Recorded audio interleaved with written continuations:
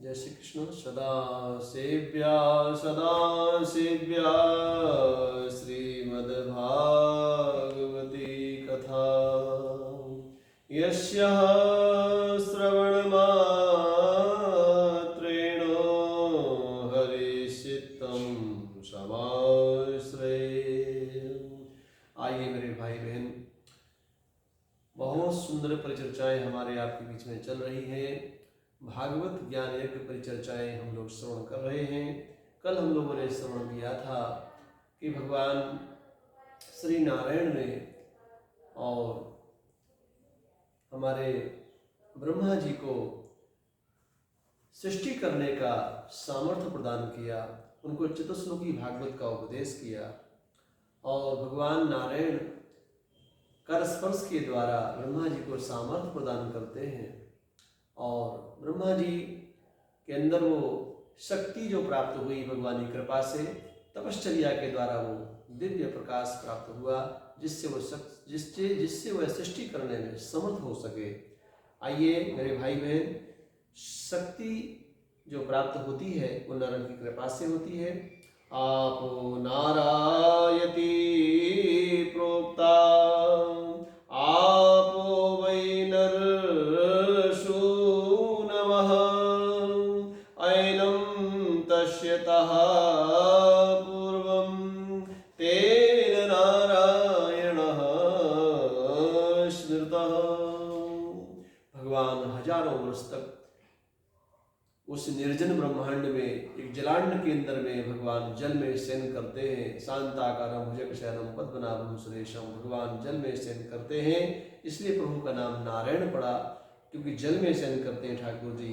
जब उनकी मर्जी होती है तो उनकी मर्जी से ही सृष्टि का उद्भव होता है और सृष्टि के उद्भव में ब्रह्मा जी का प्राकट्य मैंने आपको बताया ही है। और इस प्रकार से भगवान अपनी मर्जी से ही, बिना परमात्मा की मर्जी के पत्ता नहीं हिलता है मेरे भाई बहन। नारायण की इच्छा से सृष्टि का उद्भव होता है और नारायण की इच्छा से ही सृष्टि का विलय हो जाता है। इस प्रकार से सृष्टि का विलय और सृष्टि का जो उद्भव हो रहा है, सबसे पहले सृष्टि के उद्भव में हमारे धर्म के 10 लक्षण हैं। धर्म के धर्मः दशमस्य लक्षणम, धर्म के 10 लक्षणों का भगवान के द्वारा प्रबोधन हो रहा है। पहला, आत्मसर्गो विसर्गस्य स्थानं पोषणभूतयः मनमन्तरेशानुकथा निरोधो मुक्तिराश्रयः। धर्म के 10 लक्षण हैं। पहला है सर्ग, दूसरा है विसर्ग, तीसरा है स्थान, चौथा है पोषण, पांचवा है उति, छठवां है मनवंतर, सातवां है ईशान कथा, सातवां है निरोध, नौवां है मुक्ति और 10वां है आश्रय। ये धर्म के 10 लक्षण परमात्मा के द्वारा प्रदत्त। इस प्रकार से धर्म के 10 लक्षणों का उल्लेख मैंने आपके सामने निवेदन किया। इसके साथ साथ बड़ा सुंदर उपाख्यान आपके सामने प्रस्तुत हो रहा है। धर्मराज धर्म के बहुत ही विशिष्ट जानकार महाराज परीक्षित जो हैं, धर्म के जिज्ञासु हैं, तरह तरह की जिज्ञासाएं कर रहे हैं और उसी समय परम भागवत श्री सुखदेव जी महाराज से ये पूछते हैं राजा परीक्षित कि हे भगवान, आपने बहुत सुंदर आख्यान सुनाए, हम जानना चाहते हैं प्रभु की प्राप्ति के लिए किस प्रकार से प्रभु की प्राप्ति हो और सृष्टि कैसे, संसार में सृष्टि हो। इन सारी कथाओं से मन नहीं भर रहा है। हम चाहते हैं भगवान ऐसे ही भगवान से संबद्ध जो कथाएं रखती हो उनको क्रमशः हमने जो पूछी हो, जो ना भी पूछी हो भगवान, वो भी हमको आप अपनी कृपा से बताने की कृपा करें। और इस प्रकार से परम भागवत श्री सुखदेव जी महाराज कहते हैं, हे राजन, एक समय की बात है कि विदुर जी महाराज महाभारत में युद्ध से पहले ही जा चुके थे। महाभारत युद्ध जब होने वाला था, युद्ध से पहले ही विदुर जी का पलायन हो चुका था, क्योंकि विदुर का बड़ा अपमान हुआ। विदुर मंत्री जरूर थे यहाँ पर, और मंत्री होने के बावजूद भी, और दुर्योधन के चाचा भी थे, रिलेशन में मंत्री भी थे, लेकिन और वो बड़े विद्वान थे, बड़े ज्ञानी थे, मांडव ऋषि के श्राप से उनको 100 वर्ष का श्राप लगा था, और मांडव ऋषि के श्राप से ये धर्मराज हैं, और धर्मराज को 100 वर्ष तक पृथ्वी पर रहने का अवसर मिला। तो ये विदुर के रूप में आए थे संसार में। तो विदुर जी महाभारत युद्ध के पहले ही जा चुके हैं, क्योंकि इनका यहाँ अपमान हुआ था, तिरस्कार हुआ था। इन्होंने अपने धनुष बाण राजा के सामने करके और तीर्थ यात्रा पर चले गए थे।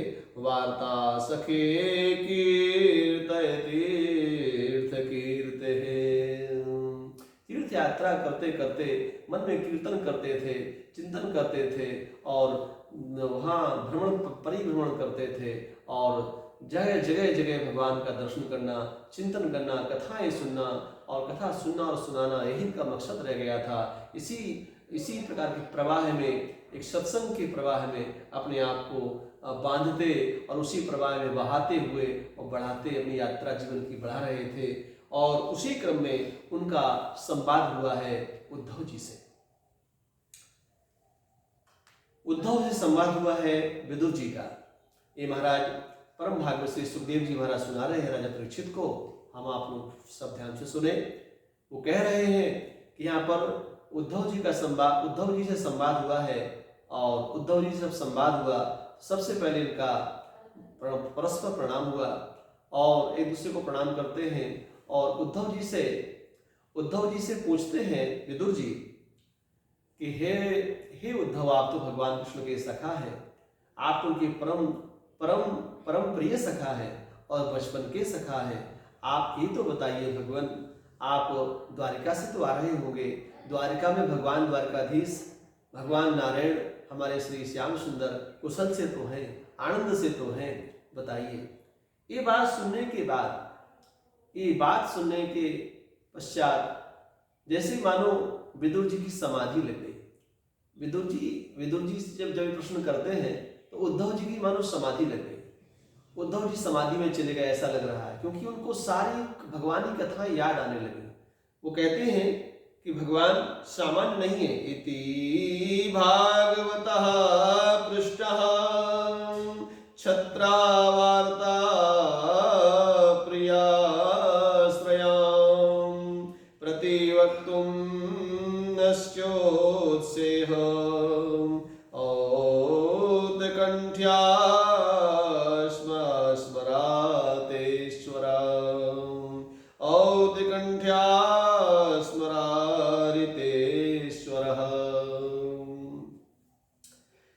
जैसे समाधि से लग जाती है।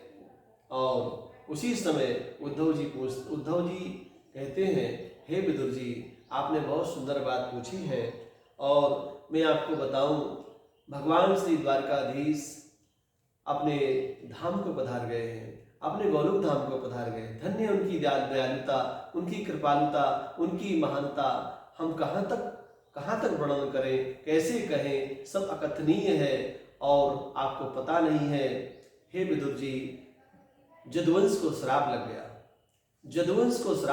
है। और जदुवंश को जब श्राप लगा तो उद्धव जी से विदुर जी कहते हैं, भगवान कैसे श्राप लगा, कारण क्या था श्राप का।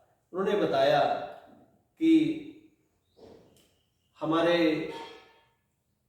द्वारकाधीश भगवान की परम प्रेयसी उनकी जो पटरानी है, और सत्यभामा जी का जो प्रपौत्र है, सत्यभामा जी का प्रपौत्र जो है अनिरुद्ध जो है, ऐसे ही खेल क्रीड़ा में एक दिन और अपना सुंदर सा वस्त्र पहन करके, क्यों बहुत सुंदर था वो, और वस्त्र पहन करके एक महिला का रूप बना करके और संत महात्माओं के सामने चला जाता है, कुछ सखों के माध्यम से जाता है।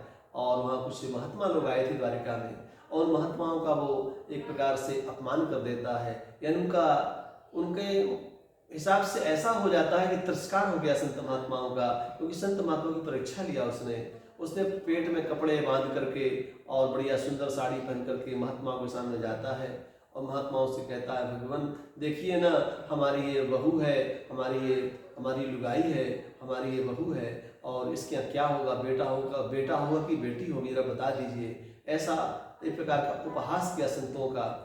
और उसी समय संत तो बड़े त्रिकालदर्शी थे, वो संत सब समझ जाते हैं। संतों ने कहा, देखो तो जदवंशियों का ऐश्वर्य में कितने कितने ऐश्वर्य के अंदर में इतने ज़्यादा घमंड में आ गए हैं, इतना इनको मद हो गया है, इतना अहंकार हो गया है कि इनके दिमाग में ये भी नहीं आ रहा, ये भी नहीं सोच पा रहे हैं लोग कि हम संत महात्माओं का अपमान कर रहे हैं कि सम्मान कर रहे हैं। उन संतों ने कहा, अरे जाओ, तुम्हारी इस बहू के पेट से ना तो बेटा होगा ना बेटी, इसके पेट से मूसल होगा, इस मूसल के प्रभाव से ये पूरा का यदुवंश नष्ट हो जाएगा, विनष्ट हो जाएगा। और हे विदुर जी, इस प्रकार से यदुवंश को श्राप लगा और श्राप लगने के पश्चात एक दिन सभी के सभी जो है प्रभास क्षेत्र में जाकर के सभी यदुवंशियों ने खूब मदरा पिया और खूब आपस में एक दूसरे पे मर्मभेदी व्यंगों का बाण किए, एक दूसरे पर मर्मभेदी व्यंग शब्द रूपी व्यंग का प्रक्षेप किया। उसी से आपस में कहा सुनी होने लगी, बातचीत बढ़ने लगी। आपस में 56 कोटि यदुवंशी लड़ मर कर कट मर करके सब मर गए, समाप्त हो गए। 4-5 चतुर्पंचाली 4-5 मात्र यदुवंशी बचे और पूरे यदुवंश का विनाश हो गया। भगवान इस दृश्य को देखते रहे और भगवान अपने बाएं पैर के ऊपर दाहिना पैर रख करके पीपल के नीचे लेटे हुए थे, द्वारिका में एक वृक्ष के नीचे, और लेटे हुए सब दृश्य को देख रहे थे अपनी आंखों से। उनके देखते देखते यदुवंश का विनाश हो गया और हम उनके पास जाकर के वहीं बैठ जाते हैं और उनके प्राणों को उनसे प्रार्थना करते हैं, हे माधव, हे केशव, हे प्रभु, हमें कुछ आदेश करिए, हमें कुछ ज्ञान दीजिए। उस समय भगवान श्री श्याम सुंदर ने हमें जो उपदेश किया कि हे उद्धव जी, आगे घनघोर कलयुग आने वाला है, घनघोर कलयुग आने वाला है। उस कलिकाल में लोग जो हैं वो तरह तरह के क्लेशों से आक्रांत होंगे, तरह तरह की विडंबनाओं से अपने आप को घेरा हुआ पाएंगे और बड़ी संसार इतना विलक्षण, समय इतना विलक्षण आने वाला है कि वो किसी प्रकार की अच्छाइयों से दूर भागेंगे, बुराइयों को अपनाएंगे, क्योंकि कलयुग का यही को प्रभाव है। इसलिए हे उद्धव जी, हम आपको ये संकेत करते हैं, मैं अपनी पुण्य प्रभा, मैं अपनी भागवत पूंजी, भागवत रूपी ज्ञान प्रभा आपको दे रहा हूँ, आप इसको संभालिए, अपने पास रखिए। और भगवान श्री श्याम सुंदर के मुखारविंद से हमें भागवत ज्ञान प्रभा प्राप्त हुई। और हे विदुर, हमने वो भागवत प्राप्त करके उनसे और उनकी प्रेरणा से उन्होंने कहा, अब आप आगे की संपूर्ण और भी कथाएं सुनना चाहते हो उद्धव, तो तुम चले जाओ यहाँ से, बद्रिकाश्रम चले जाओ, और बद्रिकाश्रम जाओगे वहाँ मैत्री जी मिलेंगे तुमको, और मैत्री जी के द्वारा तुम संपूर्ण भागवत सुन लेना, संपूर्ण बड़ी कथाएं सुन लेना। ऐसा मुझे आदेश दे करके वटस्य पत्रस्य पुटे शयानम बालम मुकुंदम मनसा स्मरामि, परमात्मा सहन करते हुए अपने दिव्य धाम को पधार गए। ऐसा कहते कहते और विदुर जी रोने लगे, विदुर जी भी रोने लगे, उद्धव जी भी रोने लगे। उद्धव जी रोते रोते कहते हैं, रत्न स्थले जानुचरः कुमारः संक्रान्तमात्मीय मुखारविन्दम् आनातु कामास्तदलावखेदम्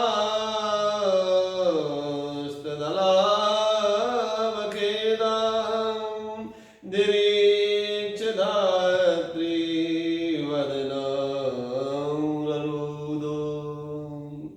भगवान की महानता का, भगवान की दयालुता का, भगवान की कृपालुता का वर्णन कहाँ तक करें। हे विदुर जी महाराज, हम कहाँ तक प्रभु की दयालुता का वर्णन करें। परमपिता परमात्मा कितने सुंदर, कितने कृपालु। उनको जब हम कभी देखते थे, एकटक देखते रह जाते थे, निहारते रहते थे। उनकी दयालुता का वर्णन कहाँ तक करें। जब कभी ब्रजवालाएं, जब ब्रजांगनाएं ब्रज में भगवान श्री श्याम सुंदर को देखने के लिए निकलती थीं और रास्ते में भी ठाकुर जी दिख जाते थे, अपलक देखती रह जाती थीं। इसी प्रकार भगवान का दिव्य सौंदर्य मैं कहाँ तक वर्णन करूं। और उनकी महानता इतनी विलक्षण थी। भगवान का जन्म कृष्ण की कंस की कारागार में हुआ और वहाँ से भगवान को जो है कारागार से निकाला गया। इसके बाद में आपने देखा होगा कि कंस का जब वध हुआ है, तो कंस के वध के बाद और कंस के जो ससुर थे, कंस का जो ससुर था, उसके भय से भगवान को द्वारिका छोड़नी पड़ी और द्वारिका छोड़ भगवान को मथुरा छोड़नी पड़ी। मथुरा छोड़ के भगवान द्वारिका चले जाते हैं। इस प्रकार से भगवान ने देव लीलाएं अपनी की हैं। लेकिन हे विदुर जी महाराज, हम भगवान की दयालुता और कृपालुता का कहाँ तक वर्णन करें। इस प्रकार से भगवान श्री द्वारकाधीश हमको छोड़कर चले गए और इसी तरह से दोनों आपस में विरह कर रहे हैं और विरह विलाप दोनों का चल रहा है। आज की कथा में ही विश्राम लेते हैं, कल ही कथा आगे बढ़ाएंगे। तब तक के लिए सर्वे भवन्तु सुखिनः, सर्वे सन्तु निरामयाः, सर्वे भद्राणि पश्यन्ति, मा कश्चित् दुःखभाग् भवेत्। ओम शांति, ओम शांति, ओम।